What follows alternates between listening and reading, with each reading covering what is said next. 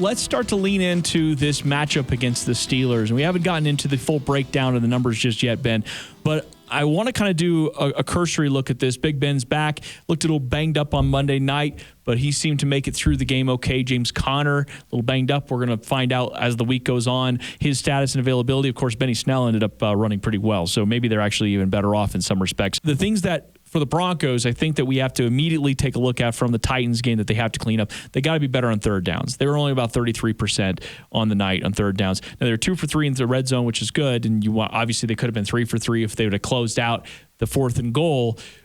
But those are the things that even going to a road game, which isn't going to be the same as usually going into Steelers territory, Heinz Field with the terrible towels, it's not going to be the same deal. You still have to clean up the fundamental stuff. And it feels like for the Broncos that this is another game with a pretty narrow margin. You know, the Titans are kind of a ground and pound team. They'll keep it close, but they'll wear you down. The Steelers, they have the ability to quick strike on you pretty quickly. And so a little bit of a different philosophy in terms of what you're going to be able to do. You can't let a team hang around like the Titans. You've got to get up on a team like the Steelers. You've got to force them to play from behind, make them one-dimensional. Otherwise, they're going to beat up on you. They have the ability to mix it up, do different things. They've got plenty of weapons, plenty of speed. You look at the skill positions. They're a very strong football team. Not big names at the running back position, but they've got a great offensive line. Those guys run well behind it. You mentioned Snell, who ran wild in that game, despite being the second or even third back on the roster.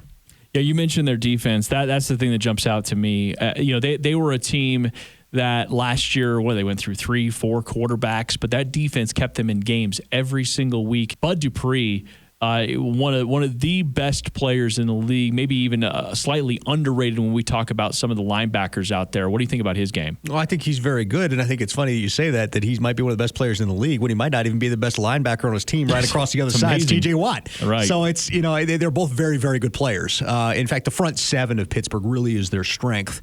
If you're going to beat them, you're going to have to be able to hold off that front seven and attack that secondary, and that's where they're the weakest. So the Broncos struggled to be able to do that in week 1 against the Titans. The timing really wasn't there. You're hoping you get Cortland Sutton back because that changes kind of the dynamic a little bit of how they're going to defend you. But as it stands, the Denver Broncos are going to have to get the timing down this week on the deep pass stuff, or they're going to be in trouble in this game. Yeah, and looking at this, Bud Dupree actually led the Steelers in pressures against the Giants, and T.J. Watt was next. Bud Dupree had 8. Mm-hmm. T.J. Watt had 7, so he had 15 pressures between those two. Just those two guys.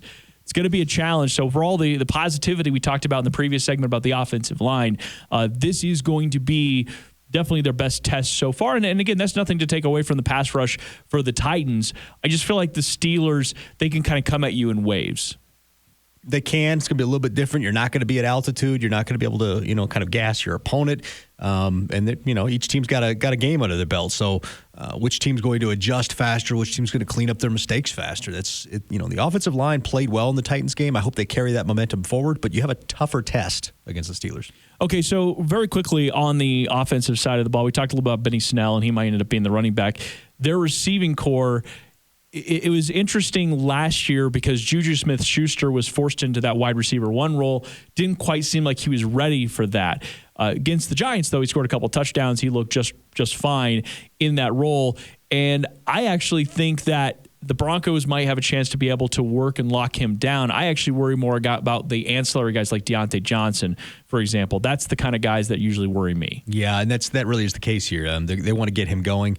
Juju Smith-Schuster really is kind of a wide receiver, too. Reminds me a lot of Amari Cooper. A guy who's going to beat up on inferior corner talent. And let's be honest, the Giants have inferior corner talent. One of their starting corners is Yadam, a guy we cut. Traded him, but you would have cut. So it's to me, you look at that game and there's some context to put into it as far as that goes. I like Juju. I just think he's at his best when he's got somebody else demanding top coverage. And so I think if the Broncos can find a way to kind of mitigate the guys around him and corral him, I think they'll be okay as far as that goes. I'm less concerned with the defense coming up in this game despite the injuries than I am with the offense. Okay, so you're a little more concerned about the Broncos offense in this one, mostly because of the scoring prowess. Timing on the passing game. Yeah. I mean, it makes you one-dimensional. If you got a banged-up Phil Lindsay, Melvin Gordon, he looked good, but he still had that fumbling issue, which has plagued him throughout his career.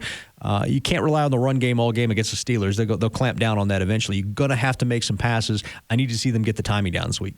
So how can Pat Shurmur kind of injected an energy boost in this offense. I mean, because the fact is you're coming off a season where you're 28th in the league in scoring. You scored only 14 points against the Titans.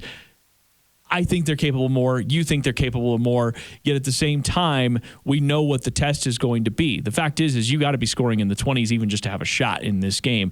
How can Pat Shurmur, I guess, get more aggressive?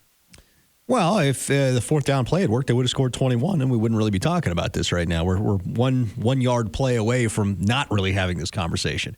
I think that they need to continue to do what they're doing. They just got to execute better on the deep stuff. 0 for 5 on plays over 20 is a non-starter. You got to get one of those. You got to get 1 out of 5. And really, the rule's 1 out of 4. But as long as you get 1 out of 4 on the 20-plus plays, you're going to be fine in a game. So the Broncos just have to get that timing down. In fact, if it were me all week, that's what we're working on. We're doing our base install, we're getting that done, and then we're doing extra work on the deep stuff. Well, certainly if you have Courtland Sutton back too, that's probably going to help. It will, and Courtland's got that that all-world catch radius and the ability to box out and do some things. It also changes the way teams defend you. They're not going to straight up you if they've got Courtland Sutton. You're going to put a safety over the top to get some help, and that's going to free up one of these other guys. Noah Fant, they were straight up on the Broncos, and Noah Fant was going buck wild in the first half. Yeah, in the first half, and that's what was so bizarre about the second half. You got only one target, and it just seemed like that was working before, and maybe it was something that the Titans were ultimately able to do. I feel like Noah Fant, with his talent and with the usage that we're expecting in this year, I feel like those are your top 2 guys. Get the running backs out of the backfield. You got Tim Patrick and Deshaun mixed in. But those 2 guys need to be kind of the primaries in this offense. You'd think. And if it were me in that game, I would have kept going to the well until it ran out of water. With Noah Fant, they talked about, Vic said something about 6 plays. I didn't have the opportunity to get him the ball. Man, I would have got him the ball on every play till they shut it down. It's like having a hot shooter in basketball. You just keep feeding him until he misses.